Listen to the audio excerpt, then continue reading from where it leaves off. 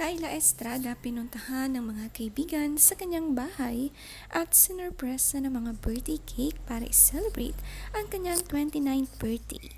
Ang saya nga ni Kayla at may sweet na kaibigan, marami ang nagmamahal sa kanya.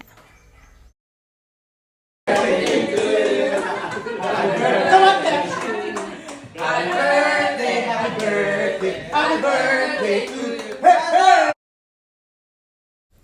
Ito nga ang sariling kondo ni Kayla na nilipatan lamang niya nitong nakaraang taon. Napaayos at napaganda na nga niya ang loob, ang gaganda ng mga furniture na napili niya. Napasaya nga ang kanyang kaarawan kahit na busy nga siya sa kanyang trabaho.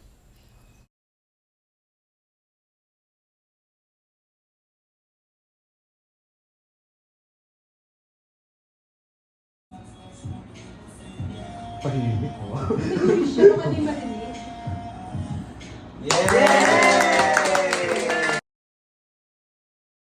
Sweet nga ng kanyang mga friends na talagang pinuntahan siya rito.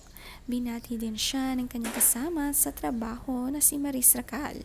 Sabi ni Maris, "Happy birthday to this talented actress. You deserve the beautiful things that are happening to you."